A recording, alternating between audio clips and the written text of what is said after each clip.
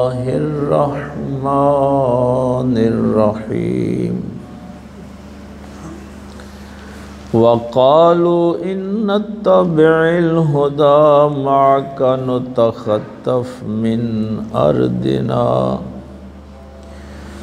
अवलम नुमक्किन लहुम हरमन आमिनन युजबा इलैहि समरातु कुल्लि शैइन रिज़्क़म मिन लदुन्ना वलाकिन्ना अक्सरहुम ला यअलमून। आमन्तु बिल्लाहि सदक़ल्लाहुल अज़ीम व सदक़ रसूलुहुन नबियुल उम्मियुल करीम व नहनु अला ज़ालिका मिनश शाहिदीन वश्शाकिरीन वल्हम्दुलिल्लाहि रब्बिल आलमीन।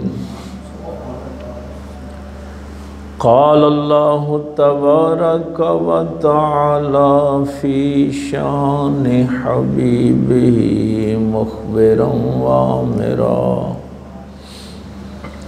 इन्नल्लाह व मलाइकतहु युसल्लूना अलन नबी या अय्युहल्लज़ीना आमनू सल्लू अलैहि व सल्लिमू तस्लीमा। अल्लाहुम्मा सल्लि अला सय्यिदिना मौलाना मुहम्मदिन व अला आलि सय्यिदिना मौलाना मुहम्मदिन व बारिक व सल्लिम।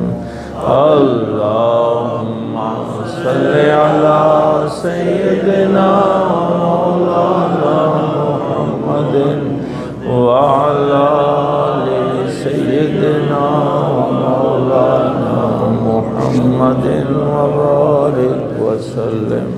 अल्लाहुम्मा सल्लि अला सय्यिदिना व अला आलि सय्यिदिना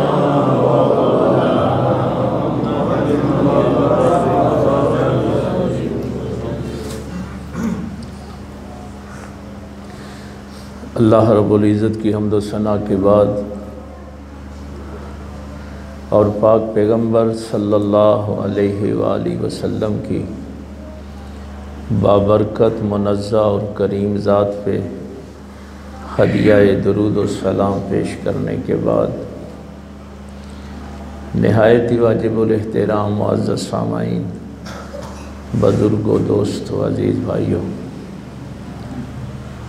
मुल्क खुदा का शहरी कैसे बना जाता है उस पे हमारी गुफ्तगू हो रही थी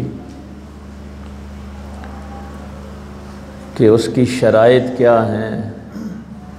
अल्लाह के दुश्मन को दुश्मन समझना है, अल्लाह के दोस्त को दोस्त समझना है, अल्लाह के हलाल को हलाल समझना है, अल्लाह के हराम को हराम समझना है। और वो जो आपने एक अहदनामा, एक हलफ उठाना था, वो कलमे की सूरत में उठाया और अल्लाह को इलाह माना और बाकी जितने भी इलाह थे उनका इनकार किया। उस मौके पे मैंने एक जुमला कहा था, शायद आपके जहन में नहीं रहा, कि अल्लाह के मुल्क का शहरी बनने के लिए रुकावटें कौन सी हैं। यानी ये मामला इतना आसान नहीं है। कौन सी रुकावटें हैं जो आपको अल्लाह तक नहीं जाने देती, अल्लाह के रसूल के अहकामात पे अमल नहीं करने देती, इस मुल्क का शहरी बन के ज़िंदगी नहीं गुजारने देती।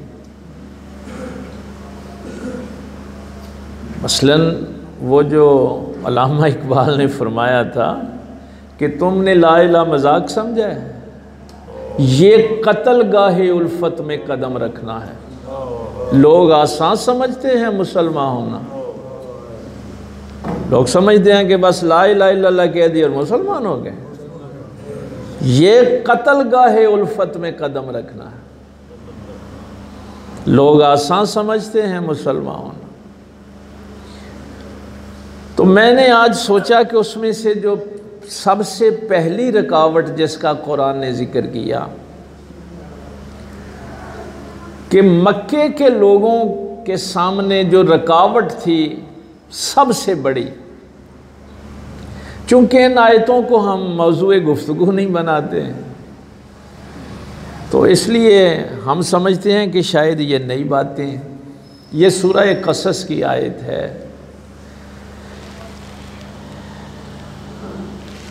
एक दिन उन्होंने हज़रत अबू तालिब से पूछा, इसका मैं शान नुज़ूल पहले अर्ज़ कर दूँ कि ये किस मौका पे आयत नाज़िल हो।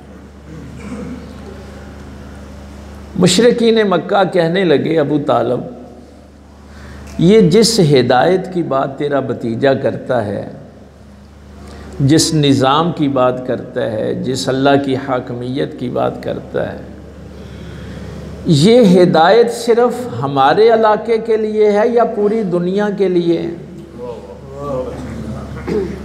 यानी ये जज़ीरतुल अरब के लिए है या कि पूरी दुनिया के लिए ये पैगाम है? तो सरकार अबू तालिब ने फरमाया कि भाई मेरा भतीजा तो कहता है कि इन्नी रसूलुल्लाह अलैकुम जमीया, मैं तो कुल कायनात का रसूल बन के आया। ये पैगाम किसी इलाके के लिए, किसी मुल्क के लिए नहीं है। और वो जो आखिरी हज के मौका पर भी सरकार ने जुमला इरशाद फरमाया, वही बात उस वक्त भी हुई कि हर काले के लिए, गोरे के लिए, अरबी के लिए, अजमी के लिए, मशरक़ के लिए, मगरब के लिए, यानी कुल कायनात के लिए ये हिदायत का पैगाम है। अब उनका ये जवाब कुरान करीम ने लिखा है कि ये नहीं है कि उनको इस हिदायत का इल्म नहीं था कि ये जो रास्ता पाक पैगंबर सल्लल्लाहु अलैहि वसल्लम बता रहे हैं ये कोई गलत रास्ता है। इस पे उनको कोई शक नहीं था कि ये हिदायत का रास्ता है, फलाह का रास्ता है, इंसानियत की कामयाबी का रास्ता है। लेकिन जुमले सुनिए उन्होंने क्या कहा। उन्होंने कहा वकालू इन्नत्तबिल हुदा माका, वो कहने लगे अगर हम इस हिदायत की इत्तिबा करें, ये जो हिदायत तेरा भतीजा बता रहा है, इस हिदायत की अतात कर लें, फर्मा बरदारी कर लें, क्या वो हिदायत ही रहे हैं? ये नहीं कह रहे कि इस गलत रास्ते की इत्तिबा करें।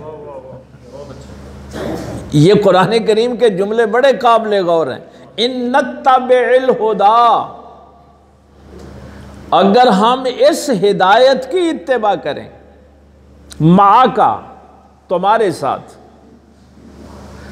यानी तू जो बात करता है, तेरा भतीजा जो बात करता है, अगर इस हिदायत पे हम तुम्हारे साथ चल पड़े, तुम्हारा साथ दें, यानी मुहम्मदुर रसूलुल्लाह सल्लल्लाहु अलैहि वसल्लम का साथ दें, नुतखत्तफ मिन अर्दिना, तो हम इस जमीन से उचक लिए जाएंगे, हमें तो कुफार उठा के ले जाएंगे। अगर ये बात रोमियों को पता चल गई या ईरानियों को पता चल गई, जाहिर पैगाम तो फिर सबको देना है ना, तो ना ये सलीबी हमें छोड़ेंगे, ना ये ईरान वाले मुशरिक हमें छोड़ेंगे। तो ये दुनिया की जो बड़ी ताकतें हैं ये तो हमें उठा के ले जाएंगी।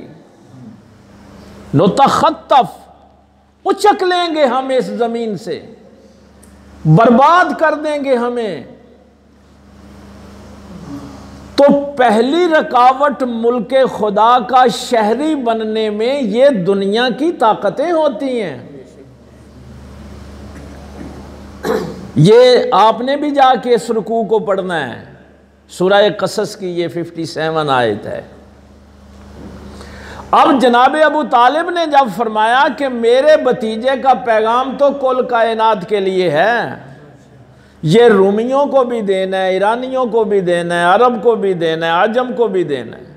अब मक्के के मुशरिक ये बात कर रहे हैं कि अगर हम इस हिदायत के रास्ते पे मुहम्मदुर रसूलुल्लाह का साथ दें तो ये दुनिया की ताकतें तो हमें उठा के ले जाएंगी, हमारे शहर बर्बाद कर देंगी।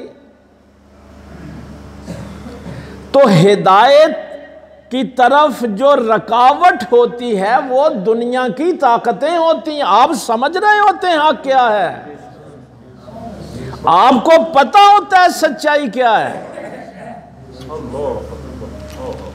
लेकिन खौफ होता है कि अगर मैंने रिश्वतखोरों के खिलाफ बात की तो वो रिश्वतखोर मुझे उठा के ले जाएंगे, ये सूदखोर मुझे मार देंगे। लेकिन उनका जवाब इसी आयत में दिया। ये मैं तो चूंकि उस दौर की अभी बात हो रही, अवलम नुमक्किल्लहुम हरमन आमिना, अल्लाह ने फरमाया मेरे महबूब सल्लल्लाहु अलैहि वसल्लम इनको फरमाओ कम अज कम तुम तो ये बात ना करो कि अगर हमने हिदायत का साथ दिया तो ये रूमी और ईरानी हमें उठा के ले जाएंगे, मारेंगे, हमारे शहर बर्बाद कर देंगे। क्या हमने तुम्हें इस अमन वाले शहर में पनाह नहीं दी? मक्के को कोई बर्बाद कर सकता है? इस हरम में, इस अमन वाली जगह पे तुम्हें आबाद नहीं किया। अभी तो मेरे महबूब को इस दुनिया में तशरीफ भी नहीं लाए थे तो मैंने हाथी वालों का क्या हाल कर दिया था। कम अज कम तुम तो ये जुमले ना कहो, तुमने ये कैसे कह दिया? युजबा इलैहि समारातु कुल्ल शैइन रिज़्क़म मिन लदुन्ना, तुम्हें इस अमन वाले शहर में हमने पनाह दी और क्या दुनिया के रिज्क तुम्हारे शहर में खिंचे नहीं चले आते? क्या यहां ज़राअत है, यहां को खेती बाड़ी है, यहां बागात हैं? तुम तो मेरे मोहम्मद को यह बात ना कहो कि हमें ये ईरानी मार देंगे, हमें ये फलां मार देगा, हम उचक लिए जाएंगे।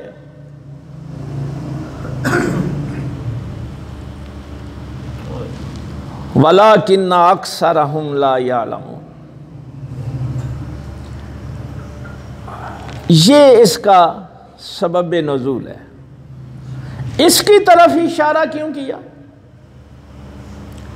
कि हमने तुम्हें अमन वाले शहर में पनाह नहीं दी? ज़ाहरन तुम्हारे शहर में रिज्क नहीं है, लेकिन क्या दुनिया के रिज्क तुम्हारे शहर की तरफ नहीं आ रहे हैं, खींचे चले आते हैं?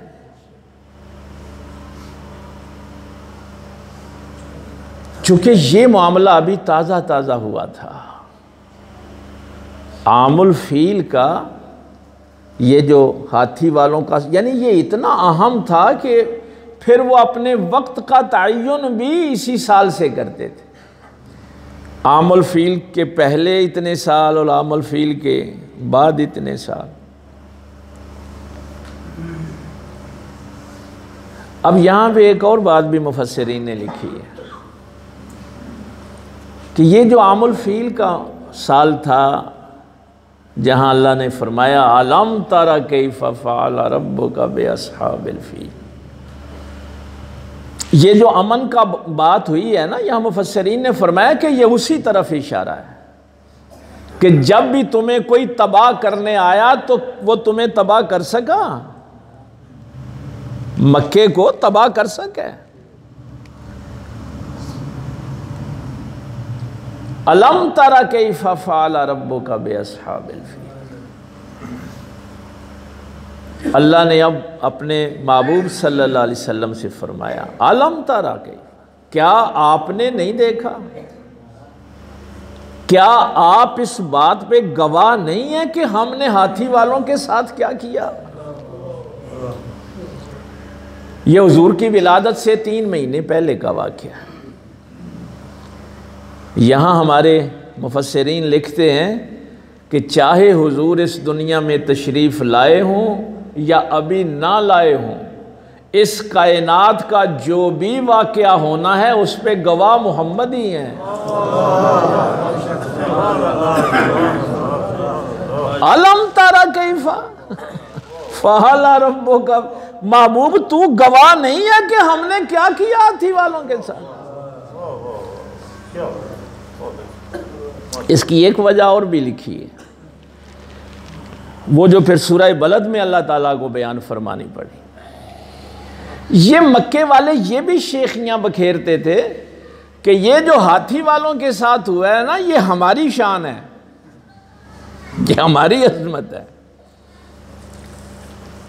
असल में हुआ ये था कि ये जो यमन का बादशाह था ना पहले, वो बड़ा जुल्म करता था ईसाइयों पे। ये बादशाहों की आदत होती है, वो लोगों को जलील करते हैं कि हमारी अताअत करो, जो अताअत कर ले ठीक है, ना करे तो फिर उसको जलील करते। तो यहाँ से एक ईसाई जो था ना, दूस नामी, वो रूम गया। रूम चूँकि ईसाइयों की बड़ी सल्तनत थी, तो उसने जाके कैसर से कहा कि ये तो हमें बहुत जलील करता है। तो उसने कहा कि भाई देखो, रोम बड़ी दूर है यमन से, तो मेरा करीब ही उधर एक गवर्नर है हबशा का, नजाशी, तो उसकी तरफ उसने ख़त लिख दिया कि इसका ज़रा बंदोबस्त करो। तो नजाशी ने 70,000 का, ये हमारी जो पहली सीरत की किताब है ना, सीरत इब्ने हशाम, उसमें ये वाक़या है जो मैं आपको अर्ज़ कर रहा हूँ। तो वो ख़त लेके नजाशी के पास आया। नजाशी ने 70,000 का एक लश्कर तैयार किया और यमन पे हमला किया। मुख्तसर कर रहा हूँ ये बात। और उस बादशाह को मार दिया, मगलूब हो गया। ये अबरहा जो था ना, उस नजाशी के लश्कर के एक हिस्से का, यानी एक जगह ये लिखा है कि 1/3 हिस्से का ये सिपा सलार था, मुकम्मल सिपा सलार नहीं था। लेकिन जब यमन फतह हो गया तो इसके दिल में, जाहिर है ये बात तो होती है कि मैं बादशाह बन जाऊं। वो जो सिपा सलार फिर नजाशी का था, वो वहाँ बादशाह बना। तो अबरहा ने उसको कत्ल कर दिया और ख़ुद बादशाह बन गया। ये अबरहा यमन का बादशाह इस तरह बना था। अब नजाशी को खबर मिली कि इसने मेरे सिपा सलार को ही कत्ल कर दिया है, तो उसने फिर इसका बंदोबस्त करने का सोचा।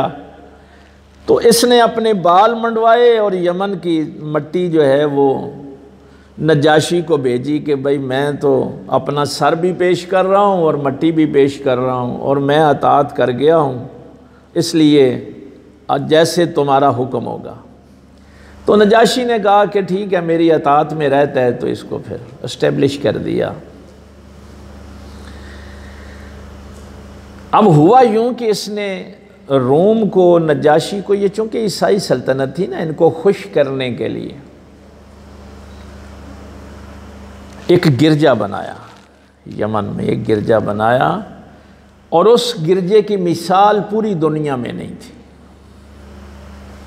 ऐसा बेमिसाल गिरजा बनाया उसने। अब गिरजा तो बना दिया, लेकिन लोग तो जाहिर है खाने काबे की ज़ियारत के लिए ही आते थे। अब ये इसको बड़ी तकलीफ़ थी कि मैंने इतना बड़ा गिरजा बनाया है, तो लोग जो हैं ये फिर साल बाद लाखों की तादाद में खाने काबे का हज करने जाते हैं। तो पहले तो इसने पैगाम भेजा कि देखो, मेरी मक्का वालों के साथ कोई लड़ाई नहीं है, मैं सिर्फ इस खाने काबे को गिराना चाहता हूँ, इसको ख़त्म करना चाहता हूँ, ताकि लोग अब आएँ तो मेरे गिरजे की तरफ आएँ। अब इसके इस जुमले से ना मक्का वालों को जाहिर है बड़ी तकलीफ हुई। ये समझते थे कि हम इब्राहीम की औलाद हैं और खाने काबे के वारिस हैं। ये मक्का के कुछ नौजवान वहां गए यमन गिरजे में। दो रवायतें हैं यहाँ पे। एक ये है कि इन्होंने जाके गिरजे को आग लगा दी, एक ये है कि वहां गंदगी फैलाई। तो इसके बाद फिर अबरहा ने मक्का पे हमला करने का फैसला किया। ये था इसका पस मंजर। तो अबरहा ईसाई था, नजाशी की फौज का पहले छोटा सिपा सलार था, फिर इसने ये काम किया। अब ये चाहता था कि सारी दुनिया जो है इस गिरजे की तरफ आए, खाने काबे की तरफ ना जाए। इसलिए ये मक्का वालों के जहन में ये था कि हमने चूंकि उस गिरजे की तौहीन की है, उसमें गंदगी फैलाई है, तो उसके इवज़ वो आया है अब मक्का को तबाह बर्बाद करने। तो ये जो अल्लाह ने अबाबीलों की सूरत में हमारी मदद की है, ये हमारी वजह से की है। ये मैं सिर्फ एक जुमला आपको समझाने के लिए यहां तक पहुंचा हूं। तो जब उनके जहन में ये था, इस आयत को भी आपने जहन में रखना है, चूंकि अल्लाह फरमा रहा है कि हमने तुम्हें अमन वाले शहर में पनाह नहीं दी, तुम्हें रिस्क नहीं दिया कि तुम आज उस हिदायत का इनकार कर रहे हो जो हिदायत मेरे पैगंबर लेके आए, मेरा महबूब लेके आया है, और कह रहे हो कि अगर हम इस हिदायत में तुम्हारे साथ चलें तो हमें ये मार देंगे, तबाह कर देंगे। मरना तो फिर है ही, वो तो किसी ने नहीं बचना। आज भी जाहिर है हम डरते हैं। मुस्लिम दुनिया का यही हाल है ना। ओ भाई, यही कैफियत है। मुस्लिम दुनिया कहती है हमें अमेरिका मार देगा, बरतानिया मार देगा। अभी ये मंगल वाले दिन जो इसराइल टाइम्स, उनका जो बड़ा अखबार है, उसमें ये रिपोर्ट छपी, फिर उनकी असेंबली में ये बात गई कि इन दिनों में 279 इसराइली फ़ौजियों ने खुदकुशी की, अपनी जान ले ली। अब ये 279 फौजियों को किसने मारा है? मुसलमानों ने मारा है, अमेरिका ने मारा है। मरना तो है।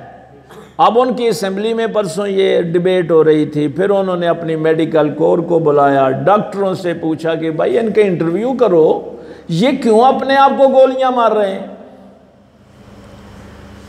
तो उन्होंने कहा कि जब हमें कहा जाता है कि इस इसराइली बच्चे पे बम फेंको, इन भूखों को मारो, तो फिर हमारा जी चाहता है कि हम अपने आप को ही मार लें। अल्लाह तो फिर अल्लाह है ना। कोई ना भी मारने को आए तो इंसानी शऊर को झंझोड़ने के लिए फिर ऐसे वाक़यात भी होते हैं। कोई एक आध फौजी नहीं, 279 फौजियों ने की है खुदकुशी। 600 ने रिज़ाइन कर दिए हैं कि हम इन बच्चों पे फायर नहीं कर सकते। लेकिन वो हो रहा है। मैंने उस दिन भी आपसे कहा था कि उन्होंने सिर्फ अपने कैदी छुड़ाने हैं। कल भी उन्होंने कोई 112 के करीब फ़लस्तीनी शहीद कर दिए, और हमारे सारे सरबराहाने ममलकत डर रहे हैं। यही जुमला जो मुशरिकीन मक्का ने कहा था, यही ग़ज़वा उहद पे मुनाफिकीन ने कहा था। अच्छा हुआ हम वापस आ गए, वरना वहाँ होते तो मर जाते। अल्लाह ने फरमाया अब तुम्हें घरों में मौत आई है, अब तुम्हें कौन बचाएगा। वो तो मैदान जिहाद में शहीद हो गए।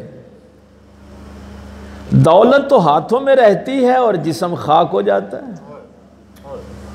ओ भाई, यही औकात है ना। दौलत तो पड़ी रहती है और जिस्म खाक में चला जाता है। अब इन्होंने ये जो बात कही,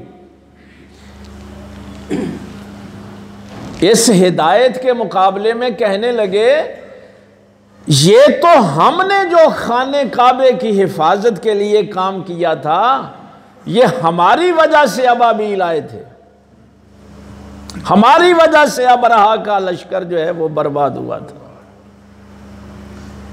तो अल्लाह ने वाहिद का सीगा इस्तेमाल किया, अलम तारा, सिर्फ अपने महबूब को मुखातिब किया। और सूरह बलद में क्या फरमाया, ला उक़सिमु बिहाज़ल बलद। हाँ, ये मक्का वालों को कहा जा रहा है कि अपने ज़हन से निकाल दो कि अगर इस अमन वाले शहर को अमन वाला बनाया है तो इसमें तुम्हारी कोई कुर्बानी है। व अंत हिल्लुम बिहाज़ल बलद, ये मक्का इज्जत वाला सिर्फ इसलिए है कि इसमें मेरा महबूब चलता फिरता है, इसमें रिज़्क़ इसलिए आ रहा है कि ये मेरे महबूब का शहर है, इन गलियों में मेरा नबी चलता फिरता है। बाकी जाहिर है ये तो उनको था कि हम औलाद इब्राहीम हैं, हम उस नस्ल में से हैं, तो अल्लाह ताला ने उनका वो घमंड भी ख़त्म कर दिया। फरमाया व वालिदिन व मा वलद, बेटे की भी कसम और बाप की भी कसम। बाप इब्राहीम अलैहिस्सलाम है और बेटे हज़रत मोहम्मद सल्लल्लाहु अलैहि वसल्लम। तो ये जो तुम्हें अमन वाले शहर में जगह दी है, ये तो हमने अपने महबूब के सदके इसको अमन वाला बनाया। और अगली सूरत में भी यही बात इरशाद फरमाई, फल याबुदू रब्ब हाज़ल बैत, उस रब की इबादत करो, इस घर का जो रब है ना उसकी इबादत करो। और दो ही बातें यहां भी फरमा, अतामहुम मिन जू व आमनहुम मिन खौफ। तुम्हें ये बात क्यों समझ नहीं आती कि भूख में तुम्हें खाना भी दिया, हालांकि मक्के में खाने वाली कोई शय नहीं है। और अगर तुम्हें कभी ये अबरहा जैसे बादशाहों की तरफ से थ्रेट हुआ तो उस खौफ में हमने तुम्हें अमन नहीं दिया। तो ये मुल्क खुदा का शहरी जो बनना होता है ना, इसमें सबसे बड़ी रुकावट ये होती है ला इलाहा इल्लल्लाह शऊरी तौर पे पढ़ना, दुनिया के सारे हाकिमों का इनकार करके एक अल्लाह की हाकिमियत को तस्लीम करना। अब अल्लाह के जितने दुश्मन होते हैं ना, उनका खौफ दिल में पैदा होता है कि अगर हमने अल्लाह की बात की तो ये हमें मार देंगे।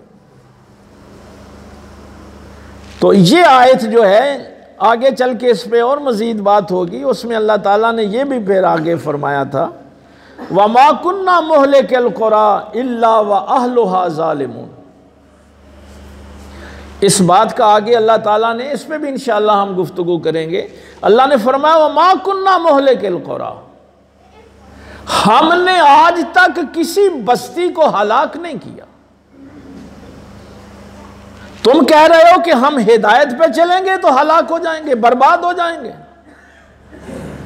अल्लाह फरमाता है ये हमारा कानून है, हमने आज तक किसी बस्ती को हलाक नहीं किया, बर्बाद नहीं किया, इल्ला व अहलुहा ज़ालिमून, जब तक उस बस्ती के रहने वाले जालिम ना हो जाएं। हिदायत की वजह से बस्तियां बर्बाद नहीं होती, जुल्म की वजह से होती। तो अगर तुमने बर्बाद होना है तो जुल्म की वजह से होना है, मेरे नबी का साथ देने की वजह से तुमने बर्बाद नहीं होना। हिदायत के रास्ते पे चलने की वजह से तुमने बर्बाद नहीं होना। तो इसलिए ये जुमले ना कहो कि अगर हम वकालू इन्नत्तबिल हुदा माका, कि अगर हम मोहम्मद सल्लल्लाहु अलैहि वसल्लम के साथ इस हिदायत के रास्ते पे चलेंगे तो फिर हमें तो ये दुनिया की ताकतें उठा के ले जाएंगी। फरमाया जिस अल्लाह ने पहले तुम्हें पनाह दी है वो अब भी पनाह देगा, जिस अल्लाह ने पहले तुम्हें रिस्क दिया है वो अब भी अता करेगा। लेकिन ये याद रखना कि बर्बाद तुम उस वक्त होगे जब तुम जुल्म करोगे। अल्लाह ताला किसी बस्ती को, शायद मैंने ये पहले भी आपसे कि पहली हिजरत हबशा मेरे पाक पैगंबर सल्लल्लाहु अलैहि वसल्लम ने क्या फरमाया था।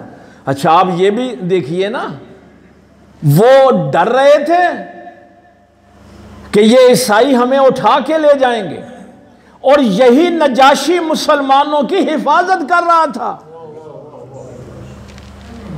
भाई मुसलमानों ने 2 दफा हबशा की तरफ हिजरत की ना, नजाशी ईसाई था। लेकिन मुअर्रिखीन ने यहां यह लिखा है कि उसके जहन में वो असहाबे फील वाला वाकया मौजूद था, वो साबे फील वाला वाकया था उसके जहन में, जो उसने, हालांकि यहां से तो मुशरिकीन की सफारतें गई थी कि इनको हमारे हवाले कर दो, लेकिन नजाशी ने मुसलमानों की हिफाजत की। और उस वक्त भी, ये जो मैंने दूसरी आयत की बात की है, चलो आज वक्त तो हो गया है, मेरे पाक पैगंबर सल्लल्लाहु अलैहि वसल्लम ने जब फरमाया ना कि मुक़द्दस सरजमीन की तरफ हिजरत कर जाओ, तो कहा गया या रसूलल्लाह सल्लल्लाहु अलैहि वसल्लम ये मक्का मुक़द्दस सरजमीन है, अमन वाला शहर अल्लाह इसको कहता है, तो इससे आप फरमा रहे हैं कि मुक़द्दस पाकीज़ा सरजमीन की तरफ। तो उस मौके पे मेरे पाक पैगंबर सल्लल्लाहु अलैहि वसल्लम ने फरमाया कि मुक़द्दस सरजमीन वो होती है जहां अदल होता है। हबशा का हुक्मरान चूंकि आदिल है, अदल करता है, इसलिए मैं कह रहा हूं कि उसके शहर की तरफ हिजरत कर जाओ। जहां जुल्म होता है वो मुक़द्दस जगह नहीं रहती। तो इसलिए उनको यह कहा जा रहा है कि अगर तुम बर्बाद भी होगे तो अपने जुल्म की वजह से होगे। तुम्हें ईसाई या ईरानी या रूमी तुम्हें बर्बाद नहीं करेंगे, तुम बर्बाद होगे तो अपने जुल्म की वजह से हो। और फिर हुआ कि गज़वा बदर वाले दिन 70 के 70 सरदारान कुरैश इकट्ठे ही अल्लाह ने मार दिए। बर्बाद हुए तो जुल्म की वजह से हुए। तो आप भी ये सोच लिया करें कि अल्लाह के मुल्क का जब आपने शहरी बनना है, मुल्क खुदा की शहरियत इख्तियार करनी है, तो शैतान पहला वसवसा ये डालेगा कि देखो ये अल्लाह के दुश्मन तुम्हें मार देंगे, ख़त्म करेंगे, बर्बाद कर देंगे।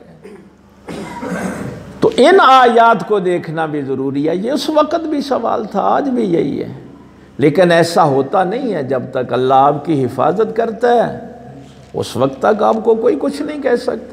आजमाइश तो फिर आ जाती है, नबियों की भी आती है, वलियों की भी आती है। तो कोशिश करें कि मुल्क खुदा के शहरी बने, इस वसवसे को झटक दें। अमन अल्लाह ने अता करना है, रिज़्क़ अल्लाह ने अता करना है। अल्लाह ताला अमल की तौफीक दे। व आखिर दावाना।